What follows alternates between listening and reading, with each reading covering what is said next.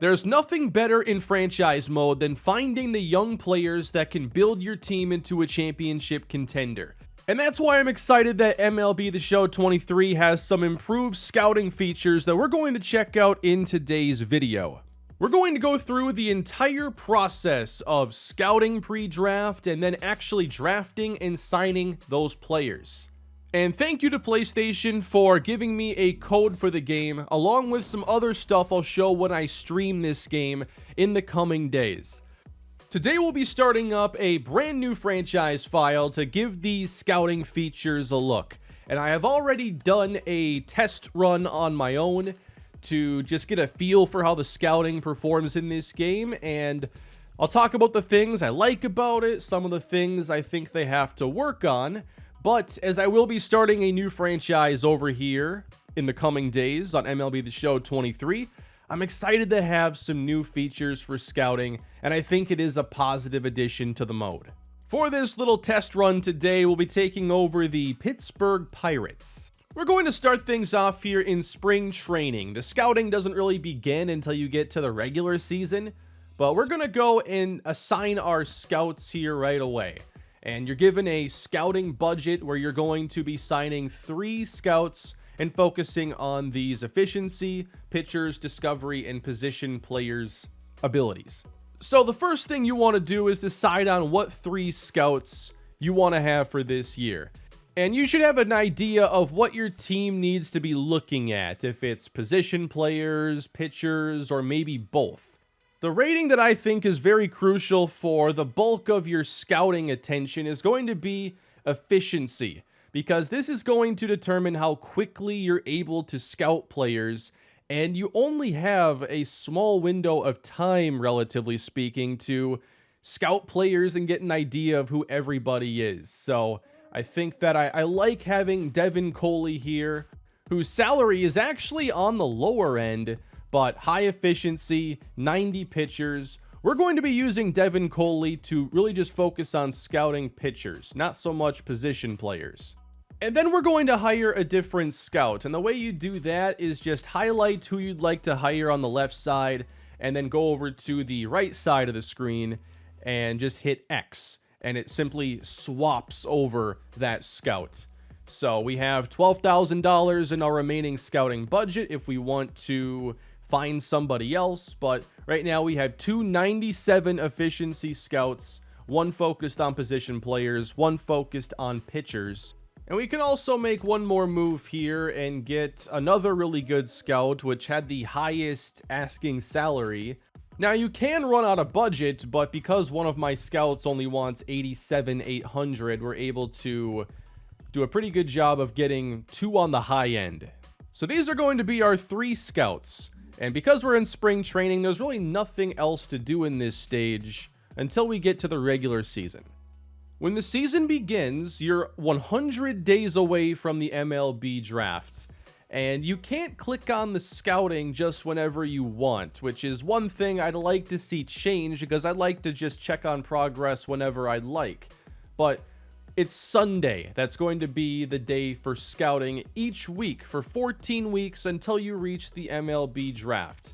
It gives you a prompt when you get there that this is a day for scouting, and then this opens up. And you're able to see this new menu for this game, and we're in week 1 of 14.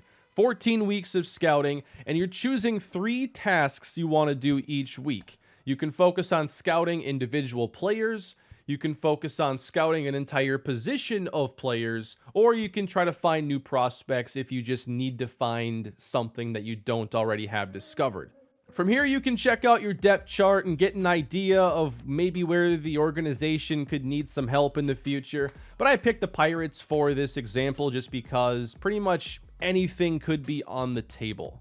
And one thing you don't want to ignore here, which I did when I was messing around with this, but the positional needs, it's not just like telling you where like you're ranked, but also you can increase player interest for players that match positions you're targeting. So just for the example here, let's focus on going after starting pitching. Looks like catcher is also low at 30th, and then let's go and try to find a shortstop. You can choose up to 3 positions there, and that's going to help player interest. And we'll talk more about that once we get into the individual player profiles. From the very beginning, here is a look at kind of the entire scouting interface. On the left side, we see the Pirates will select number 1 in the draft, and then they select at 42, 75, and 79. It's nice to get that idea of like where all your picks are going to be. And then with this scouting system, players now will be ranked. So there is a top 100. In the past, I would spend so much time scouting players unsure if I'd have any realistic chance of being able to draft them.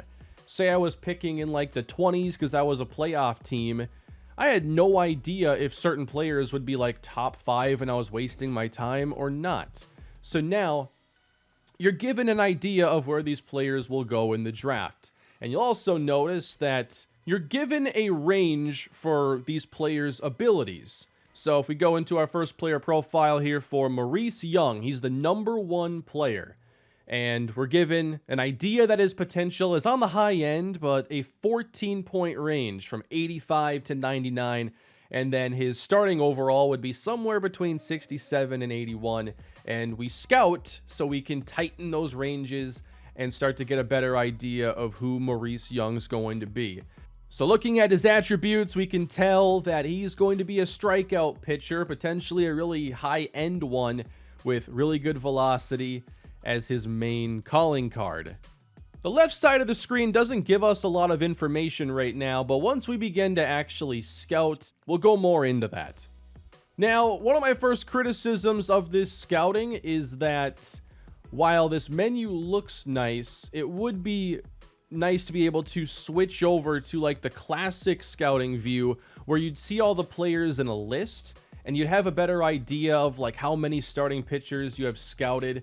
Now you can switch to positions and do it this way, but I think this just ends up being a little bit slower. But as you go through these positions, you can see where they're going to be ranked. And there is an MLB draft rank and then your team's draft rank. And I'm still learning a bit about how all this works, so I'm not exactly sure what the team draft rank means. But here we get to catcher, which I have as one of our top positional needs. And we have all the players that are in the top 100 already on this board for us to begin scouting. But once we get after 100, there's nobody there. So we could use a lot more information, and that's where you're going to start to not just scout players, but also just try to find players that you don't already know about. So already I think we know a couple things that we want to focus on, and each scout gets a task every week. Before in the scouting, you'd have to kind of micromanage it every day or two if you wanted to be really efficient. Now it's going to be every Sunday, which makes it a little bit easier and you'll forget things a lot less. So right away here, I want to go ahead to Devin Coley, and we're going to scout the number 1 player in the draft, at least projected. We got Maurice Young, and we'll have our best pitching scout focused on him. We wanted to learn more about the catchers, so we're going to take Greg DeMille, and we're going to scout catchers. And you pick what region like you traditionally do. We'll go with the West. Our final scout here, Robinson Rubin, is focused on position players, and we'll just go find the top shortstop and just get a better idea of how good Geronimo Guevara is. So now that we have our 3 tasks for the week done, we want to make sure we have them ranked in order of importance. And one thing you're going to have to manage is player interest in signing with your team. And that's something that hasn't really been a big deal in MLB The Show scouting before. Each player is going to have a different interest level in signing with your team, but you're able to increase it. The more you scout, the more interest you can get. So if we just swap Young and Guevara, we now can get +5 interest per week for Guevara, and it drops to +2 interest per week for Maurice Young. But we're going to get 100% scouting after 1 week, which in my test run, I was not getting anywhere close to 100%, but I also wasn't as focused on efficiency. That efficiency skill is so important if you want to give yourself plenty of options. Now, We've decided on the 3 things we want for this week. We then go and hit advance. Finalize the plan, and we'll go through our season as we normally would. And when Sunday rolls around again, it's going to tell us that today is a day to set scouting assignments. So we'll go back to it, and now it is week 2. And we'll see 100% scouting progress now on both players. And here on the right side, we have found 2 catcher prospects, which isn't very many. But here is Maurice Young now that we have 100% scouted him. And the potential and overall ranges have gotten a lot smaller. Now there's a 5-point gap, but we're pretty confident looking at these ratings that he is a good player to take very high if you just want high potential, high overall. The left side will tell us that he's 46% interested in signing, and you're able to work on that further, both pre-draft and post-draft if you end up selecting a player. So there is an element of having to negotiate and potentially not getting them under contract afterwards. So that's a new element in scouting in the show. We also see that his bonus demand is $8.8 million, and every player that you sign is going to demand a bonus. And here on this screen, we see our bonus allotment is $14.3 million, and that's going to be for the entire class. So that's the other thing that you'll want to juggle and make sure that you're able to meet their demands and still be able to sign all the players that you want. So you may have to keep increasing your demand to increase their interest in signing, but does that mean you might miss out on a player because you're focused on 1 or 2 specifically? There's a lot of cool things to balance in here. One thing I'm still trying to figure out, we have both players here 100% scouted, and the ranges have gotten very tight for Young. But here for Geronimo Guevara, the potential and overall ranges are still 10 points. I haven't quite figured this side of it out yet, but it's something you want to pay attention to, because there is a big difference between a 72 potential and an 82 potential. That's the difference between being a really solid starter and maybe an all-star versus more of a backup caliber player. Overall, this is the kind of system that definitely works for me. I think that just getting a range, and the more you spend time on those players, those ranges tighten, is kind of the best way to do it in a video game like this. But even when you fully scout a player, there is an element of risk. But I have gone through a draft, and it seemed like a lot of those players and their potentials were somewhere in the middle of the range. It didn't seem like it was misleading or that it was a lot riskier than it should be. I've only done 1 draft on my own, and from a potential standpoint, I think it went really well. I had a lot of players in the high 70s, in the 80s, players with big league potential, and I don't even think that I was as efficient as I could be in the pre-draft process. So I don't think this system's going to be too hard if you put the time into the right players. So what we're going to do for week 2 is we're going to make Maurice Young the top priority for us, even though we've already scouted him, just so we can get that interest up. But here's how you have to look at it. You're going to do 14 weeks of this scouting, 3 tasks a week. That is basically 42 scouting instances, and focusing too much on one player is a little bit risky. But at least at number 1, we have that pick. We know that we can have Maurice Young on the team if we want. It would just then be a matter of getting him under contract. Typically, in the previous scouting system, I would get players just over 50%, so I could have a bunch scouted, because I had to give myself options. I didn't know what players were going to go before I selected, so I had to give myself way more choices. In this game, I think that's less of a concern, and you can focus on players that are near or projected near where you're going to have picks. This 97 efficiency was really good for scouting one player fully in 1 week, but what if we try to scout just positions? Let's go to catchers from the West. We just scouted a couple new players and should get some info. We'll scout the top few prospects here so we can try to make the best pick at number 1. Here we have Daniel Na, and we'll have a 14-point range on his overall and potential right now, and that's consistent with the rest of the attributes as well. I do think it's best for you to focus on having players higher up on your priority, because that's how they're going to gain maximum interest. So if you're scouting positions, it seems that it's best to just keep that as a lower priority. We simulate to the next Sunday, and we have our third week of scouting.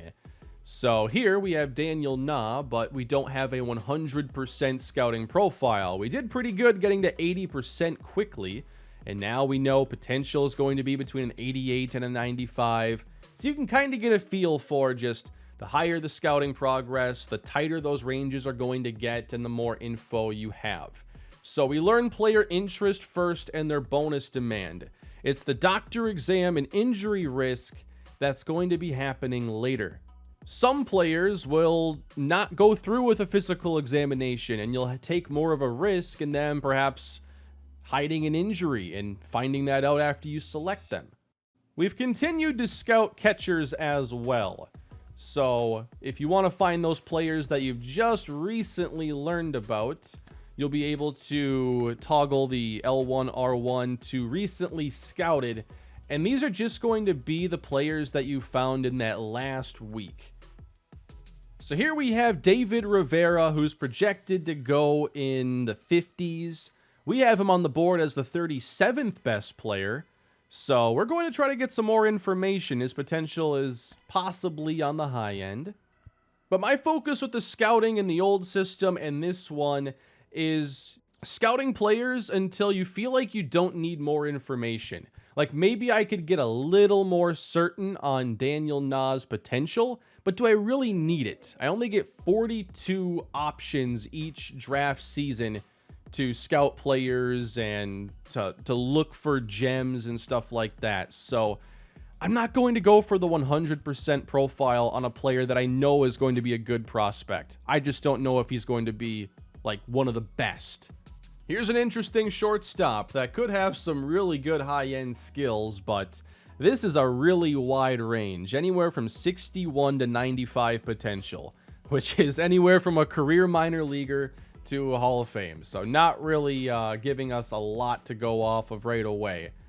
We go through our week of scouting, and it's definitely gotten better, but 65 to 92, that's still a really, really wide range. We'll spend some more time on Vaughn Sanchez. But now we have full profiles done here on Rivera, and we continue to increase the interest each week for Maurice Young. And now that's over 50.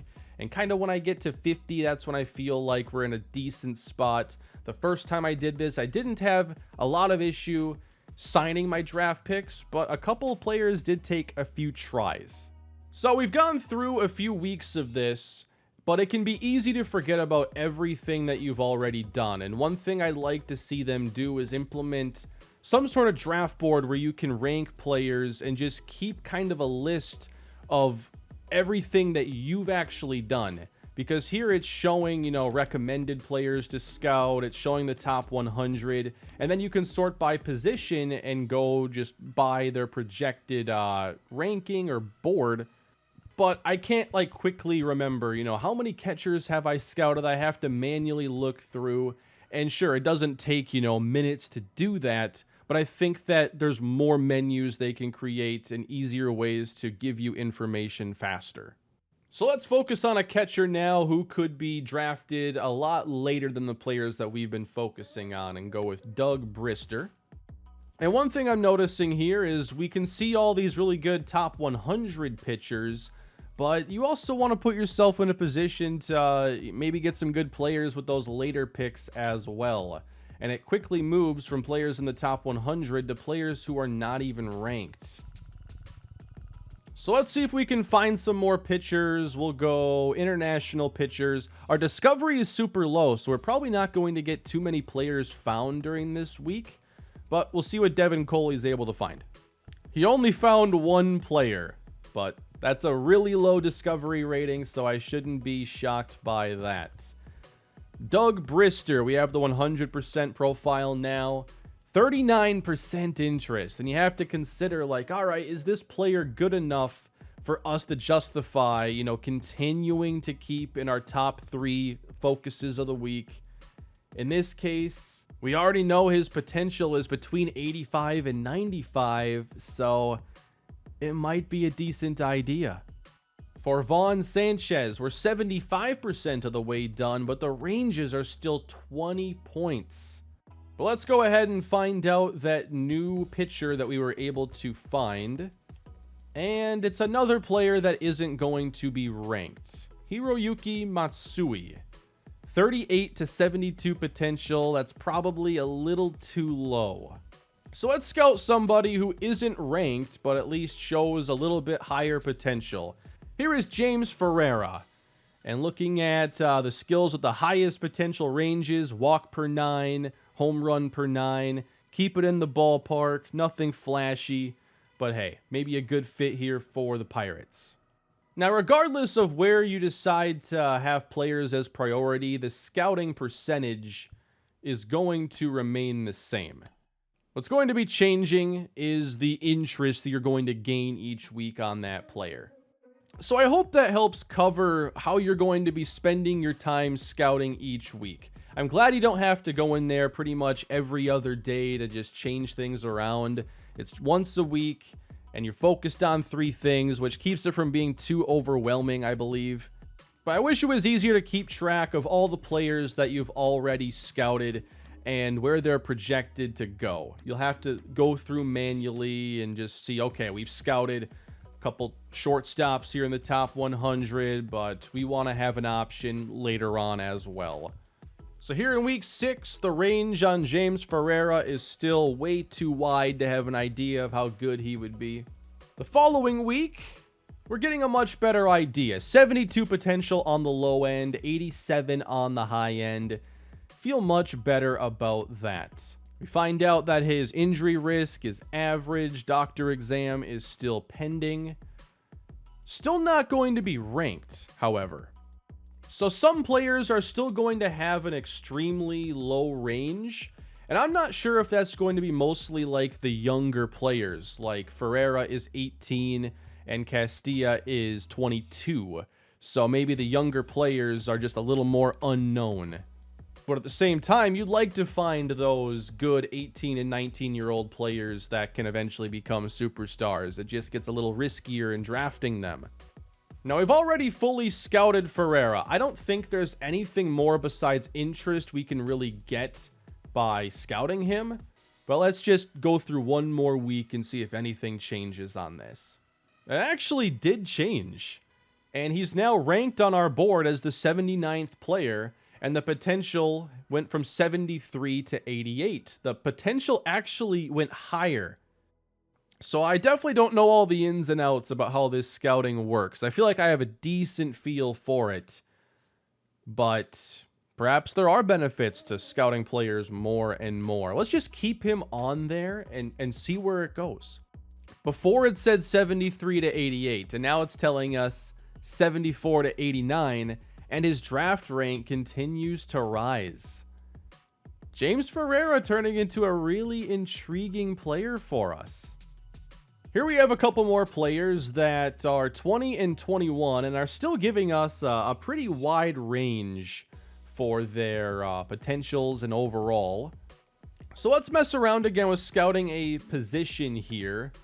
And let's go find a position we haven't really focused on yet. We'll go to first base. We haven't done anything here yet. I saw a couple of the top players were in the eastern region, so we'll pick that. And we have 3 first baseman prospects scouted. And it focused on 3 players for us that are all ranked somewhere on the board. And we have 31, 40 interest. This seems to be a good way for you to get like a little bit on a lot of players if you want to go that route, and then figure out who maybe has the higher potential that you want to go deeper looking at. So Dominic Graham here, we do see potential on the very high end at 40% scouting. So why don't we stick with him? And I think we're about done here with Ferreira. We've kept him on for like 5, 6, 7 weeks. I don't think we're getting any more information than this. I also wish there was a way to just like tag players that you might want to get more information on from here. Like obviously you can pick, any player and say, all right, let's scout them that week. But if you want to go through all the starting pitchers and find all the ones that are fitting what you're looking for, maybe it's like lefties with nasty movement, you're going to have to do it a little bit differently. We're also a lot later in the process right now. We're in week 12. So now a lot of those doctor exams that we're saying pending are now unlocked. And we see like Alberto Alonso, one of the top center fielders, has opted out for the doctor exam. So could there be more risk there? Why don't we scout him and see if we learn anything more about his injury risk? Because right now it's unknown. When you scout players, it also unlocks the secondary positions for you. So here we have Sammy Cairo, who plays catcher, but also a little flexibility to play first and third base, which is pretty cool information. There also isn't like an easy way to just go ahead and say, give me power hitting shortstops. You do have to go into the profiles and see what ends up popping up there. So that's another quality of life thing I think this scouting could use. I should also mention, if you're not really into all this control with scouting, or you feel like you've done enough on your own and you just kind of want to get it over with, you can choose to skip scouting and have it go to like CPU control automatically, and then you don't have to worry about it if you don't want to. But we're going to finish up our scouting right now. It's week 14. We'll finalize things, and the draft is going to be in 6 days. So we're getting real close. We've made it to the 2023 first year player draft. And you can go right into the draft, but the draft is a little bit different in this game. You can also go ahead at this stage and add prospects to your drafting queue. So it's probably a good idea to go to the players that you scouted and just get them on the board, because when you're on the clock, you're timed and you cannot pause that timer. And if the clock runs out and you haven't picked anybody, whoever's at the top of your queue is getting selected. So we'll go through the draft here shortly, but I'm just going to add all the players that it says that I've scouted to the queue. And we'll worry about ranking and stuff later on, but at least getting them all on there. So we went through the 14 weeks, and it has me with 21 players that I have scouted. There were a lot of instances where I had players scouted for multiple weeks at a time. So you'll have to figure out, is 21 players going to be enough? I think that if you vary like the projections of where these players are, then you'll give yourself options throughout the draft. But we'll see how I did. The hope is that every draft you can come away with a couple players who have pretty good potential. Let's see how I did. When you're done with that, go ahead and start the draft, and the presentation is kind of interesting for the first few picks. Let's check it out. Oh yeah, we're on the clock first, I forgot. So we get the very first pick. The timer has begun. 4 minutes to decide on who it's going to be. So while you're on the clock, you can manage your queue if, maybe there's a player you're happy taking, and you just want to be able to look to see if there's anybody else who can take them off the top spot. That's how I will be handling this. And then you use, square button here to re-rank. It's a little busy here because I put so many players on the board, and you can add more. So we could take Daniel Na if we want to. He's number 1 on the Pirates board. We know that his potential is going to be at least an 88, so it's not going to be a bust of any kind. Really solid ratings. Is that the player? Let's put him at the top of the queue just in case, and then can anybody else take him off that spot? Alberto Alonso, 84 to 94 potential, with an overall that, could have him playing in AA, AAA pretty early in his career. That's the other thing you want to think about. Potential is where those players could eventually go, but overall is where they're going to start. And in my experience playing franchise, sometimes players are too low in overall to really develop. And part of what I love about the show is if players don't play well, they're not going to develop just because their potential's high. They have to have the potential and they have to produce. Otherwise, they're a player with unrealized potential, which you see all the time in baseball. So that's something I really enjoy about playing franchise in this game. And I'm excited now to have a chance to, I think, have a more fun way of scouting and preparing for the draft than what was in the game previously. I think it's a solid step in the right direction. I'd like to see a few quality of life improvements added in, but I've enjoyed this. I've seen enough to make Daniel Nah the #1 pick.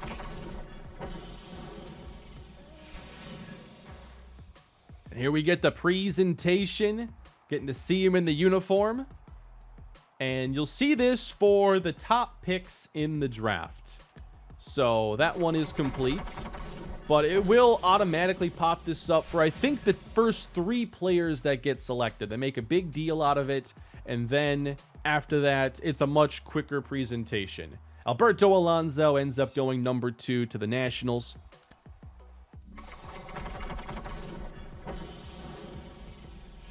And #3, we got the Detroit Tigers selecting Joe Herzog. And we obviously didn't scout him, so it's not going to give us those players' ratings. It's going to show our information we had, which isn't much, but we know he's injured. And that's how the top 3 is presented to you.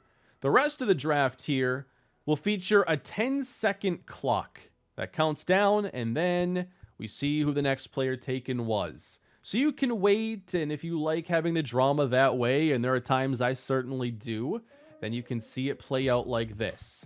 But if you want to hurry up and get to your next pick, we'll simulate. We're suddenly on the clock at 42, just like that. And we got to make the call. David Rivera is there. We got Cesar Ortega, but Rivera has the really solid potential. 20th on our board, 57th on the MLB board.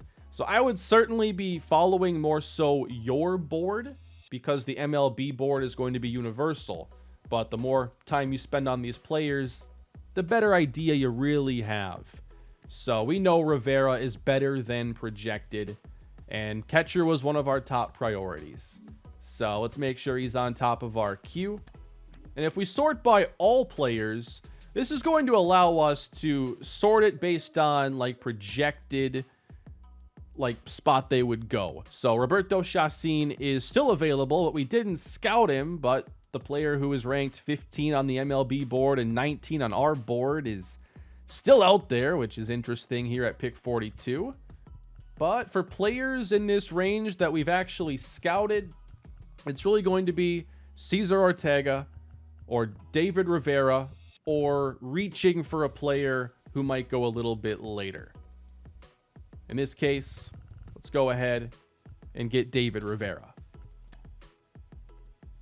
And then it pops this screen up. You see him in uniform once again, get that information, but it's not giving you the ratings right away. And we'll get to that.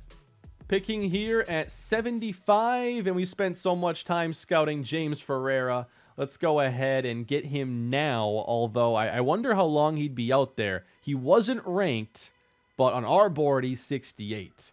So we like a player that maybe nobody else really knows about, but we're still going to take him right now just because I don't want to forget about him and not get to see how good he was.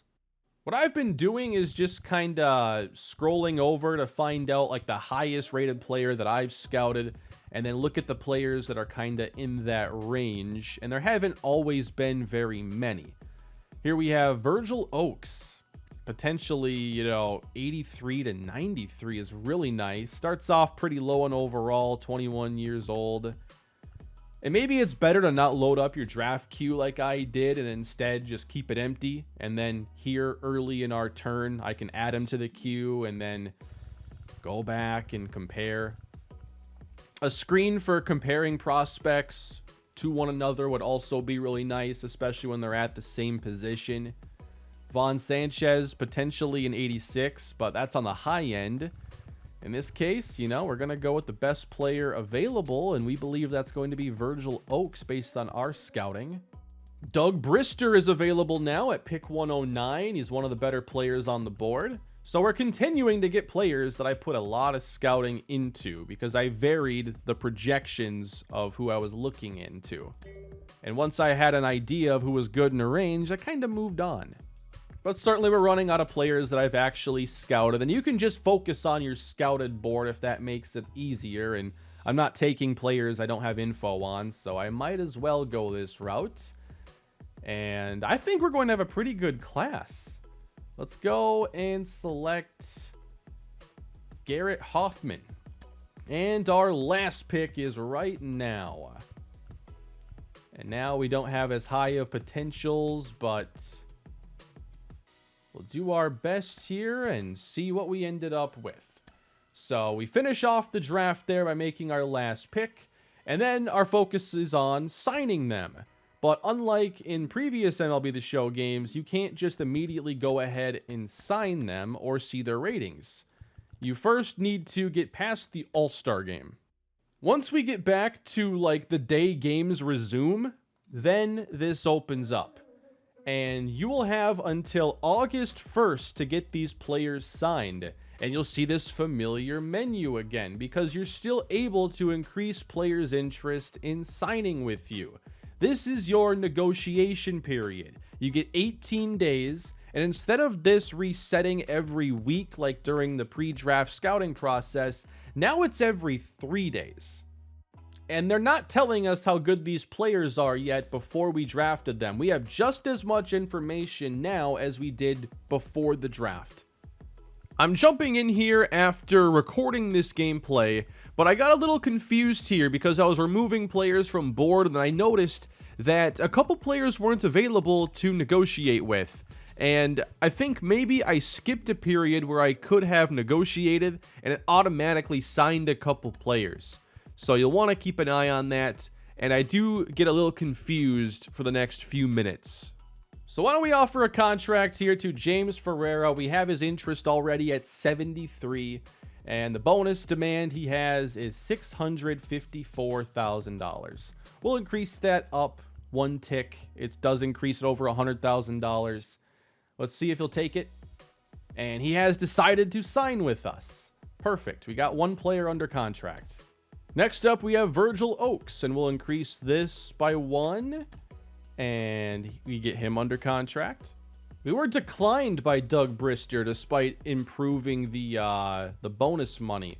Maybe we have to improve the interest in signing with us. So we'll have all these other players on the board right now. They'll increase their interest and we'll advance to the next stage. It's been 3 days and it will tell you that it's a day to sign draft picks, and you can go ahead and check that all out again. Now, before I had like removed picks from the board. Now, I can remove Doug Brister and keep adding him. So are we in a position here where we're not even able to negotiate with those players? As we mess with this slider, it does improve their interest in signing a deal with us. So we can take a slower approach and try to get them to take a lesser bonus later in the period, or just increase it to get that deal hopefully done. But this one was also declined. 81% interest. Declined once again. And you can't offer 2 contracts in a row. You have to go to the next period. It looks like if we didn't have players fully scouted before, we're also getting that finished off. So if you draft somebody you didn't even scout, you can get them scouted in this period and at least see if you want to offer them a contract or not. So just another option for you. But we're still trying to get some contracts done, and we do eventually get Garrett Hoffman to accept. And we got Doug Brister. We're getting late in the re-sign period, though, and we do eventually sign Rafael Ariano. And that leaves us with nothing left to do. So let's go ahead and get to the August 1st deadline then, which is right after the trade deadline. We sim past the 1st, and now it'll say View Draft Picks. We are now given actual potential ratings for players, and oddly enough, Daniel Na We scouted him with 89 to 94 potential, and he actually ended up having 76. And I'm jumping in here after recording to say that was my fault, because earlier in the video, I got him to 80% and said that was good enough. And it ended up being a bad decision, a really risky one. I felt like maybe it was similar to the old system where you didn't have to fully scout players necessarily, but after seeing this for a #1 caliber player, we thought, I definitely want to get players 100% scouted if they're going to be taken that early, which is a huge shock. So those potential values are not going to be fully accurate. But if you look at the rest of the class, I mean, I don't think I've ever had a class with potentials this high in another game of the show. We got some really high potential players. Now, it might take a while to get these players to that potential because we drafted some players with really low starting overalls. I worry that it maybe could be too easy to draft high potential players in this game, but there is, having potential and then getting players to that potential, which is the other piece of the puzzle. We ended the year 62 and 100. I simulated to the offseason, and now we can see those drafted players on roster. And yeah, I did mess something up. And I'm not sure exactly what happened right away in the signing, but we do have Daniel Na on the team. But of course, he did not end up having the potential that I thought he would, which is probably one of the most inaccurate situations I've come across so far looking at this. But there is a look at what it's like to play franchise mode in this game and spend an entire year scouting and finding young players to add on to the team. I didn't get players with a very quick path to the majors at all, but if the goal is to go and just get high potential young players for an organization like Pittsburgh, I got a lot of A and B potential players. So what do you think of this scouting system? Let me know down below in the comment section. So far, I do like the changes. I still wonder, after more time, will it feel a bit too easy to go get really high potential players every single year? Will that impact the speed at which you can rebuild? But I am looking forward to getting a franchise going here on the channel in the coming days. No, I don't know the team yet, but I'm open to you pitching a team that you'd like to see me use in the comment section. And I'll have a lot more MLB The Show 23 content coming your way soon. Had a lot of fun playing Road to the Show over here last year. We're doing franchise this go around, and I'm ready for it. Thank you again to PlayStation for the copy of this game, and I'm looking forward to playing more of it here on the channel going forward. Please leave a like if you enjoyed today's video. Subscribe to the channel for much more MLB The Show content, and I'll see you all next time. Have a great day.